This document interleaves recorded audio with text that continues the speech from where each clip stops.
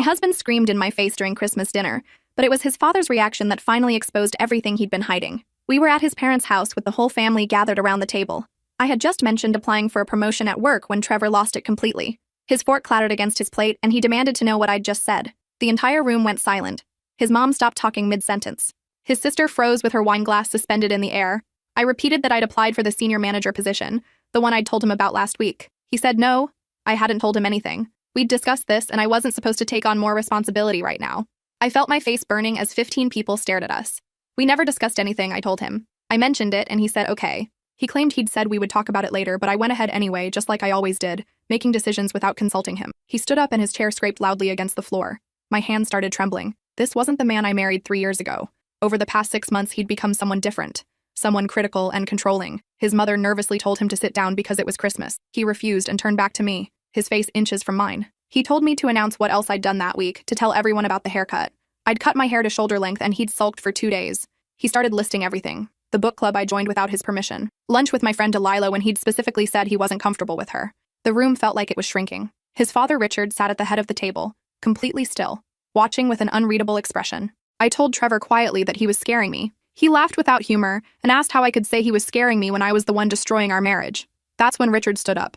Not quickly or dramatically, just a careful rising from his chair like someone who'd been waiting for this moment. He told Trevor to stop talking immediately. Trevor turned to him and started to explain, but Richard cut him off. He said he understood perfectly, because he'd watched Trevor's mother do the same thing to him for 37 years.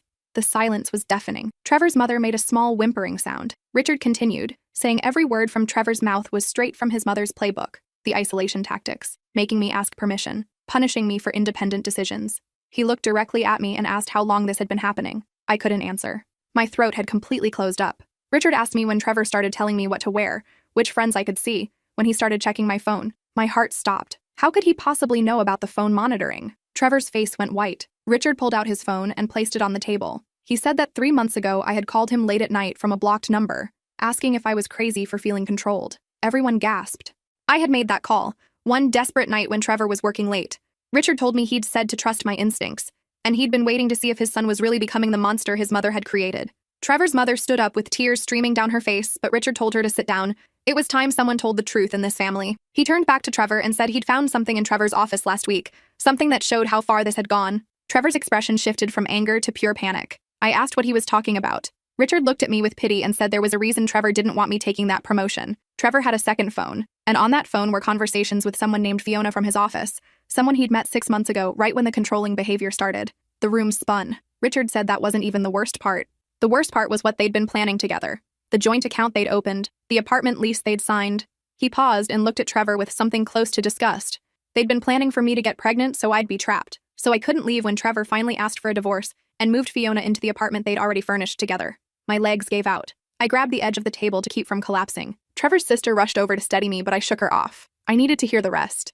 Richard continued, his voice steady but filled with barely contained rage. He said he'd gone to Trevor's office to drop off some tax documents and Trevor's computer was still open. The email thread was right there. Messages between Trevor and Fiona discussing timelines, discussing how much of my salary they could claim in a divorce, discussing baby names for the child they wanted me to have before Trevor left me as a single mother. Trevor tried to speak, but no words came out. His mother was crying openly now, but not for me. She was staring at Richard like he'd betrayed her by exposing their son. I realized in that moment that she'd probably known, maybe not the details, but she'd seen the signs and chosen to ignore them, the same way she'd ignored her own behavior for nearly 4 decades. Richard wasn't finished. He told everyone that the apartment lease started January 1st, 3 weeks from now. The joint account had $47,000 in it, mostly from money Trevor had been skimming from our shared finances for months. He'd been telling me we couldn't afford things, that we needed to be careful with money, while secretly building a nest egg with his mistress. I thought about all the times Trevor had said we couldn't go on vacation, couldn't renovate the bathroom, couldn't buy the new couch I wanted. Every time I'd suggested spending money on us, he'd shown me spreadsheets proving we were barely making ends meet. Meanwhile, he was depositing thousands into an account I didn't know existed. Trevor's younger brother stood up and asked if this was true. Trevor still couldn't speak. He just stood there, his face pale, his hands shaking. His brother called him a coward and walked out. 2 of Trevor's cousins followed. The table was emptying. I found my voice finally. I asked Richard how he knew all of this. He said after I called him 3 months ago, he'd started paying attention, really paying attention. He noticed how Trevor spoke to me at family gatherings, how he'd correct me in front of others, how he'd make small comments that seemed harmless but were designed to undermine my confidence. Richard said he recognized it all because Patricia had done the same things to him for years, and he'd been too weak to leave. Patricia stood up, knocking her chair backwards. She started yelling that Richard had no right to air their private issues, that he was humiliating her in front of the family. Richard looked at her with an expression I couldn't read. Pity, maybe, or disappointment. He said she'd humiliated herself by teaching their son to treat his wife like property. I grabbed my purse and coat. I needed to get out of that house. Trevor finally moved, reaching for my arm, but I yanked it away. He said we could talk about this, that his dad was exaggerating, that things weren't what they seemed. I asked him to say it wasn't true. Say there was no Fiona, no apartment, no secret account. He opened his mouth, but nothing came out. That was answer enough. I walked toward the door and Richard followed me. In the hallway, away from everyone else, he handed me a manila folder. Inside were printed emails, bank statements, and photos of the apartment. He'd documented everything. He said he'd been planning to tell me after the holidays, but watching Trevor scream at me over a job promotion made him realize he couldn't wait. I asked him why he cared, why he'd gone through all this trouble for me. He was quiet for a moment, then said that 37 years ago, someone should have cared enough to warn him about Patricia. Someone should have told him that the charming woman he was dating would slowly isolate him from his friends, control every aspect of his life, and make him feel crazy for wanting basic autonomy. But no one did. And he'd spent nearly 4 decades in a prison of his own making. He said he couldn't save himself, but maybe he could save me. Maybe he could stop his son from becoming the person Patricia had groomed him to be. I asked if it was too late for Trevor. Richard's eyes filled with tears. He said he didn't know, but that wasn't my problem to solve. My only job now was to protect myself. I drove home in a daze. Our home, the house we'd bought together 2 years ago. I walked through each room seeing it differently now. The paint colors Trevor had insisted on, the furniture arrangements he'd vetoed my opinions on, the way he'd slowly, methodically taken control of every decision until I stopped having opinions at all. I found the laptop he claimed was broken and took it to my friend Gwen, who worked in IT. She recovered everything in 20 minutes. Months of messages with Fiona, photos of them together, plans for their future that included destroying mine. There were messages about me specifically, Trevor calling me naive, Fiona laughing about how easy it was to manipulate me. They joked about the promotion I'd applied for, how I'd be devastated when I didn't get it because Trevor had already contacted my boss and sabotaged my application. I sat on Gwen's couch and cried for an hour. She let me, didn't try to comfort me with empty words, just sat there and let me break down. When I finally stopped, she asked what I needed. I said I needed a lawyer. She called her cousin who specialized in divorce and fraud. He agreed to meet me first thing Monday morning. I went back home and started documenting everything. I took photos of Trevor's belongings. I checked our bank accounts and found 3 months of suspicious withdrawals, always in amounts just small enough that I hadn't questioned them. $200 here, $500 there. It added up to nearly $8,000 that I could prove. I screenshot everything. Trevor came home around midnight. He looked exhausted. He tried to approach me, but I told him not to come near me. He said we needed to talk, that I didn't understand the whole situation. I asked what part I didn't understand. Was it the part where he was cheating? Or the part where he was planning to trap me with a pregnancy and then leave? Or maybe the part where he'd been gaslighting me for months, making me think I was losing my mind when I questioned his behavior. He sat down heavily on the couch. He said Fiona was just a friend, that his dad had misunderstood the messages. I pulled out my phone and read his own words back to him. Messages where he called me stupid, where he told Fiona he was only staying until he could get me pregnant, where he detailed his plan to take half of everything in the divorce while leaving me with nothing. He started crying. Real tears, the kind I hadn't seen from him since his grandfather died. He said he didn't know what had happened to him, that something was wrong with him, that he needed help. I told him that wasn't my problem anymore. I said I'd be staying with Delilah until he moved out. He had 1 week. He begged me to reconsider, said he'd go to therapy, said he'd cut off all contact with Fiona, said he'd do anything to fix this. I asked him when he'd stopped loving me. He looked confused. I repeated the question. When did I become someone he could treat this way? When did I become the enemy? He couldn't answer. That told me everything. The man I married had disappeared somewhere along the way, replaced by someone I didn't recognize. Or maybe this person had always been there, hidden beneath the surface, waiting for the right moment to emerge. Maybe I'd just been too in love to see it. I packed a bag and left that night. Delilah lived in a small 1-bedroom apartment, but she cleared out her couch for me without hesitation. She'd been telling me for months that something was off about Trevor, that he was changing, but I'd defended him, told her she didn't understand our relationship. I apologized for not listening. She said there was nothing to apologize for, that abusers are good at hiding what they're doing. That word hit me hard. Abuser. I'd never thought of Trevor that way. There was no physical violence, no screaming matches, just a slow, steady erosion of my sense of self. Death by 1,000 paper cuts. Each one small enough to dismiss, but together they'd nearly destroyed me. I met with the lawyer Monday morning. His name was Bernard, and he was exactly the kind of aggressive representation I needed. He reviewed all my documentation and said we had an excellent case. The secret account alone was enough to prove financial infidelity. Combined with the evidence of his affair and his attempt to sabotage my career, we could push for a settlement heavily in my favor. I asked if I could get an emergency restraining order. Bernard said probably not unless Trevor had threatened me. but we could file for a protective order if he started harassing me. He drafted a formal separation agreement that would freeze our joint assets and prevent Trevor from making any large purchases or transfers. We filed it that afternoon. Trevor called 47 times that day. I didn't answer. He texted saying I was overreacting, that we could work through this, that throwing away 3 years of marriage over a misunderstanding was crazy. I forwarded the messages to Bernard. He said to keep doing exactly what I was doing. Richard called that evening. He said Trevor had shown up at his house demanding to know why he'd betrayed him. Richard told him he'd betrayed himself the moment he decided to treat his wife the way his mother had taught him. Patricia had apparently filed for divorce that morning. After 37 years, Richard was finally done. I felt terrible that my situation had triggered this, but Richard laughed. He said this had been building for decades. My situation was just the catalyst he'd needed to finally see clearly. He'd already contacted his own lawyer and was moving into a corporate apartment by the end of the week. He thanked me for giving him the courage to leave. The next few weeks were a blur. Trevor refused to move out, so I stayed at Delilah's.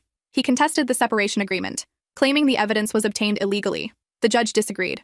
Our assets were frozen. His relationship with Fiona apparently ended when she realized he wasn't actually leaving his wife immediately and might end up with nothing in the divorce.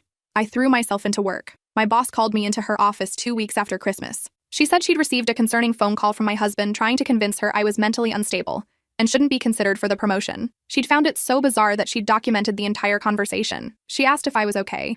I told her everything. Well, not everything, but enough. She was horrified. She said the promotion was mine if I still wanted it, that my work spoke for itself, and she'd never been swayed by Trevor's call anyway. I accepted on the spot. The 18% pay increase would help me afford my own place. Trevor found out about the promotion through mutual friends. He showed up at my office building screaming about how I'd humiliated him, how I destroyed his family, how I was a selfish witch who'd ruined everything. Security escorted him out. I filed for the protective order that afternoon. The divorce proceedings took 4 months. Trevor fought everything, claimed the affair evidence was fabricated, claimed the secret account was for a surprise anniversary gift, claimed he'd never tried to sabotage my promotion. But Bernard was relentless. We had time-stamped emails, bank records, and testimony from Richard, who'd witnessed Trevor's controlling behavior for months. In the end, Trevor got 30% of our shared assets. I got the house, I got my car, I got most of our savings.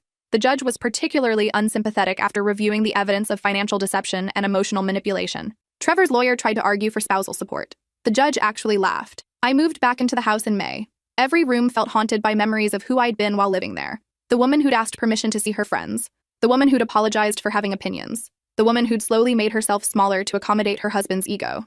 I couldn't live there. I sold the house in June and bought a smaller place across town. A little bungalow with a garden and big windows. It was mine, completely mine. I furnished it exactly how I wanted, painted the walls bright colors, hung art that made me happy. I adopted a dog from the shelter, a mutt named Beatrice who'd been there for 8 months because she was old and had only 3 legs. Delilah helped me move in. We drank wine on the floor of my empty living room, and she told me how proud she was of me. I'd gone from a woman who couldn't choose what to eat for dinner without checking with her husband to someone who'd completely rebuilt her life in 6 months. I didn't feel proud. I felt exhausted and angry and confused about how I'd let things get so bad. She said that was exactly how you were supposed to feel. That healing wasn't linear and I was allowed to be angry. I asked her if she thought I'd ever trust anyone again. She was quiet for a long time, then said probably not in the same way. But that wasn't necessarily bad. Trust earned through experience was more valuable than trust given blindly. I started therapy in July.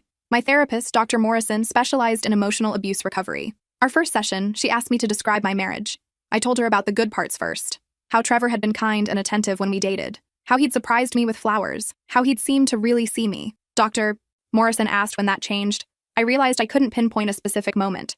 It had been so gradual that I'd adjusted to each new restriction without recognizing the pattern. She explained that was how this type of abuse worked. Abusers don't start with major violations because their victims would leave immediately. They start with small boundary crossings, testing to see what you'll tolerate. Each time you adjust, they push a little further. By the time you realize what's happening, you're so far from your baseline that you don't even remember what normal felt like. I cried through that entire session. I'd spent months blaming myself for not seeing it sooner, for not leaving earlier, for being stupid enough to fall for Trevor's manipulation. Dr. Morrison said that was exactly what he wanted me to think. That self-blame kept victims trapped even after they'd escaped the situation. Over the next several months, I started recognizing patterns I'd missed. How Trevor had isolated me from friends who questioned him. How he'd encouraged me to quit activities I enjoyed because they took time away from our relationship. How he'd subtly criticized my appearance until I dressed the way he preferred. How he'd controlled our finances by convincing me I was bad with money. Every revelation was painful. I'd thought I was in a partnership. Turned out I was being systematically broken down. Dr. Morrison said Trevor likely learned this behavior from watching his parents. That didn't excuse it, but it explained the pattern. Children who grow up in dysfunctional homes often recreate those dynamics unless they actively work to change. I thought about Richard leaving Patricia after 37 years. how much of his life he'd lost to that relationship, how brave it was to start over at 62. He'd called me a few times during the divorce proceedings, checking in, making sure I was okay. We met for coffee in August. He looked different, lighter somehow. He'd lost weight and started exercising. He told me the divorce had been brutal, that Patricia had fought for everything, despite being the one who'd created the toxic environment, but it was done now. He had his own apartment downtown. He was dating someone he'd met at a grief support group, a widow who understood what it meant to rebuild after loss.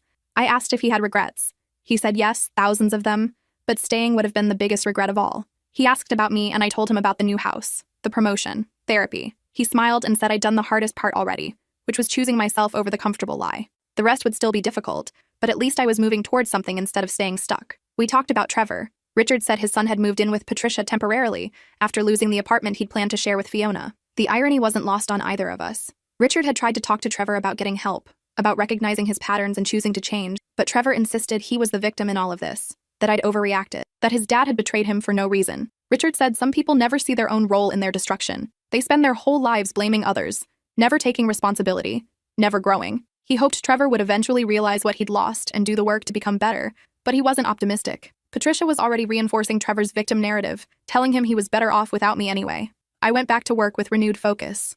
The promotion came with new challenges and responsibilities, but I thrived under the pressure. My boss nominated me for a leadership development program that would start in January. I'd be working with executives from across the company, learning advanced management techniques, potentially positioning myself for director-level roles within a few years. The old me would have asked Trevor for permission, would have worried about how the time commitment might affect our relationship, would have probably turned it down to keep the peace. The new me accepted immediately and started preparing like my life depended on it. Delilah introduced me to her book club in September. 8 women who met monthly to discuss novels and drink wine. I was nervous at first, worried they'd judge me for my failed marriage or see me as damaged, but they welcomed me warmly. 2 of them had been through divorces. 1 had escaped an abusive relationship similar to mine. They understood in ways my other friends couldn't. One woman, Harmony, became particularly close. She was a lawyer who'd left her husband after 20 years when she discovered he'd been embezzling from her firm and planning to frame her for it. She'd rebuilt her career, her reputation, and her life. She told me the first year was the hardest because you're mourning not just the person, but the future you thought you'd have. But eventually you realize the future you thought you wanted was built on lies anyway. We started meeting for lunch every week. She gave me advice about navigating professional spaces as a newly single woman, how to handle questions about my divorce, how to set boundaries with people who tried to set me up on dates before I was ready, how to rebuild trust in my own judgment. I wasn't ready to date, wasn't sure I'd ever be ready. The thought of letting someone that close again terrified me. Dr. Morrison said that was normal, that I was still processing trauma, that there was no timeline for healing. She said I'd know I was ready when the idea of vulnerability felt exciting instead of dangerous. In October, Trevor's sister reached out. We'd been close before the divorce and I'd missed her. She asked if we could meet for coffee. I was hesitant but agreed. She apologized for not reaching out sooner, said she'd been processing everything that happened at Christmas. She'd had no idea Trevor was capable of that kind of deception. She told me Trevor was struggling. He'd lost his job in September after showing up drunk and causing a scene. He was living with Patricia and the 2 of them were feeding each other's dysfunction. Patricia blamed me for destroying her family. Trevor blamed me for turning everyone against him. Neither of them seemed capable of looking inward. I felt a complicated mix of emotions hearing this. Part of me felt vindicated. Part of me felt sad that it had come to this. Part of me felt absolutely nothing, which scared me most of all. I'd spent 3 years of my life with this man. Shouldn't I feel something more than detached concern? Trevor's sister said she'd tried talking to him about getting help, but he'd accused her of taking my side. She asked if I thought there was any hope for him. I said honestly, I didn't know. Change required wanting to change. Required admitting you had a problem. Trevor seemed determined to see himself as the victim, which meant he'd never do the work to become better. She asked if I could ever forgive him. I thought about that for a long time. Forgiveness felt like something people expected from me. Like taking the high road was the only acceptable response. But I didn't feel forgiving. I felt angry and betrayed and grateful to have escaped. Maybe those feelings would evolve eventually, or maybe they wouldn't. I was learning that I didn't owe anyone my forgiveness, not even for my own healing. I told her I was working on forgiving myself instead, for not seeing it sooner, for making excuses, for staying as long as I did. That felt more important than whether I ever forgave Trevor. She nodded like she understood. Thanksgiving approached and I dreaded it. Last year I'd spent it with Trevor's family, playing the role of dutiful wife while Trevor's mother made passive-aggressive comments about my cooking. The year before that, we'd hosted, and I'd stressed myself sick trying to make everything perfect. This year, I had no plans and no desire to make any. Delilah invited me to her family's dinner, but I declined. I needed to be alone, to sit with my feelings instead of performing gratitude I didn't feel. I spent the day in my pajamas watching movies with Beatrice. I ordered Chinese takeout and ate it straight from the containers. It was perfect. Richard texted me that afternoon saying he was thinking of me, hoping I was doing okay. I told him about my solo Thanksgiving, and he said that sounded lovely. He was spending it with his new girlfriend and her grown children. He said it was strange and wonderful to be part of a functional family dinner, to witness people who actually liked each other, who chose to spend time together instead of maintaining appearances. December came, and with it, the anniversary of that Christmas dinner that had changed everything. A year ago, I'd been trapped in a marriage I didn't recognize, married to a man who'd become a stranger. Now, I was free. Alone, but free. The distinction mattered. I'd learned so much in 12 months. I'd learned that love without respect was worthless. That someone could say they loved you while systematically destroying your sense of self. That you could lose yourself so gradually you didn't notice until you were barely recognizable. I'd learned that leaving was only the first step. The real work came after, rebuilding your identity piece by piece. I'd also learned I was stronger than I'd thought, that I could survive betrayal and loss and start over, that asking for help wasn't weakness, that anger could be fuel instead of poison if you used it right, that protecting yourself was the most loving thing you could do, even when others called it selfish. My promotion became official in January. I moved into my new office with a window view and a salary that let me breathe for the first time in years.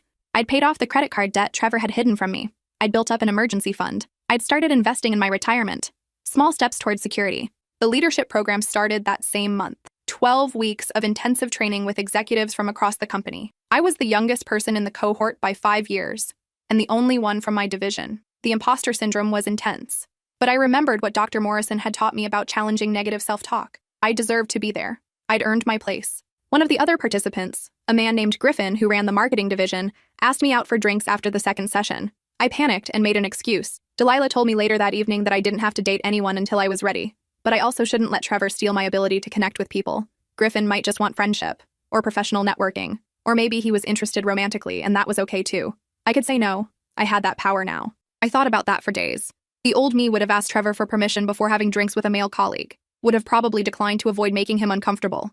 The new me could do whatever I wanted. The realization was both liberating and terrifying. I ran into Griffin at the coffee shop near our office building. He was friendly, asked how I was settling into the program, mentioned he'd love to get my perspective on a campaign they were developing. Nothing flirtatious, just professional courtesy. I relaxed slightly. Maybe Delilah was right. Maybe not every interaction had to be loaded with meaning. We started having lunch occasionally to discuss the leadership program. He was smart and funny and never pushed for anything beyond friendship. I found myself actually enjoying his company. It felt good to have a normal, uncomplicated connection with someone. No games, no hidden agendas, just two people who worked together and got along. March brought unexpected news. Trevor had been arrested for driving under the influence and resisting arrest. His sister called to tell me, crying, saying she didn't know what to do anymore. He'd been spiraling for months and nobody could reach him. I felt sad hearing this, but I also knew it wasn't my responsibility to save him. I'd spent too many years trying to fix broken things. This was his journey now. I sent her the contact information for a good rehab facility and a therapist who specialized in addiction. That was all I could offer. She thanked me and said she understood. She said part of her had been hoping I'd swoop in and help, because I was always so good at fixing things. I told her that was exactly the problem. I'd spent years fixing things instead of letting people face the consequences of their choices. Not anymore. Spring arrived and I started feeling something shift. The constant vigilance began to ease. I stopped checking over my shoulder, stopped flinching when my phone rang, stopped waiting for the other shoe to drop. Life started feeling normal instead of like survival mode. I planted a garden in my backyard. Tomatoes and herbs and flowers. I'd never gardened before, but it seemed like something I might enjoy. Watching things grow felt symbolic somehow. Tending to living things that needed care and patience. Seeing the results of consistent effort. It was meditative. Dr. Morrison said I was moving into a new phase of healing. The acute trauma was fading. I was building a life instead of just escaping the old one. She asked what I wanted for my future. Not what I was running from, but what I was running toward. I'd never thought about it that way. I said I wanted peace, autonomy, work that challenged me, relationships built on mutual respect, a life that felt authentically mine instead of one I'd constructed to please someone else. She smiled and said those were beautiful goals, and they were all within reach. The leadership program ended in April with a graduation ceremony. My boss was there along with several executives I'd worked with over the past months. Richard came too, which surprised me. He'd been following my career progress and wanted to celebrate this milestone. He told me I reminded him of what courage looked like, that watching me rebuild had inspired him to keep pushing forward in his own life. Patricia had contested the divorce settlement and dragged things out for over a year, but Richard had finally gotten his final decree in March. He was completely free now. He and his girlfriend were planning to travel, something he'd never done because Patricia had always refused. He was learning that life could be joyful instead of just bearable. Summer came, and I signed up for a pottery class, something I'd always wanted to try, but Trevor had called frivolous. I was terrible at it initially, my bowls lopsided and rough, but I loved the meditative quality of working with clay, the way you could start over when something didn't work, the way imperfections became character instead of flaws. I met a woman in the class named Violet who owned a bookstore downtown. We bonded over our shared love of mystery novels and our experiences leaving difficult relationships. She'd left her husband 10 years ago and built her entire business from scratch. She said the first few years were the hardest, but eventually you stop looking backward and start looking ahead. She invited me to a gallery opening in July. I went and met her circle of friends, artists and writers and small business owners, people who'd built interesting lives on their own terms. I felt something I hadn't felt in years, possibility. Like my story wasn't finished, like the best parts might still be ahead. I ran into Trevor at a grocery store in August. My first instinct was to turn around and leave, but I forced myself to keep walking. He looked terrible, thinner, older, defeated. He started to say something, but I kept walking. I didn't owe him my time or attention. I didn't owe him closure or forgiveness or anything at all. My hands shook as I loaded groceries into my car. Old trauma responses. But they passed quickly. I drove home to my little house where Beatrice was waiting. I made dinner in my kitchen with the yellow walls Trevor would have hated. I sat in my living room full of bright colors and mismatched furniture. I'd built this life deliberately, piece by piece, choosing myself over and over again. That night, I looked at old photos from my marriage. I barely recognized the woman in those pictures. She smiled, but her eyes looked hollow. She stood slightly behind Trevor in every shot, taking up less space. She'd made herself small to make room for his ego. I felt compassion for her, that woman who didn't know yet what she was capable of, who didn't know she could survive losing everything and still be okay. I thought about that Christmas dinner 18 months ago, how Richard's intervention had shattered my carefully constructed denial, how painful the truth had been, how much easier it would have been to pretend everything was fine, but easy rarely meant better. The hard path had led me here, to this life I'd built from scratch, to this version of myself I actually liked.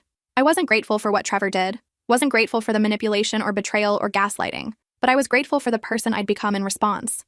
The strength I'd discovered, the boundaries I'd learned to enforce, the life I'd built that was completely, authentically mine. Delilah called that evening and asked if I wanted to go to dinner with her and some friends next weekend. One of them was bringing her brother who was recently divorced.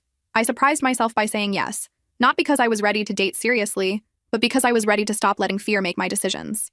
Dr. Morrison and I had talked about this, how healing wasn't about returning to who you were before, but becoming someone new, someone informed by trauma but not defined by it, someone who understood that trust was earned, that love without respect was worthless, that protecting yourself wasn't selfish. I showed up to dinner the following Saturday wearing a dress I loved that Trevor had always criticized. The brother, whose name was Calvin, was nice enough. We talked about our jobs and our hobbies and our terrible ex-spouses. There was no spark, no immediate connection, but that was fine. We exchanged numbers as friends.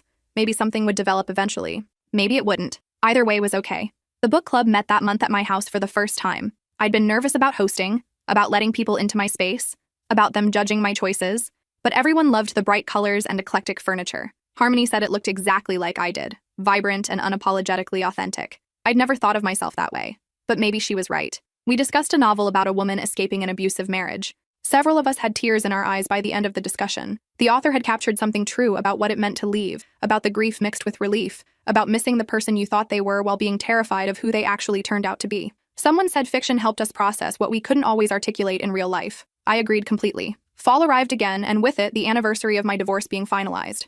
2 years since that Christmas dinner. 18 months since I'd moved into this house. A lifetime ago, and also yesterday.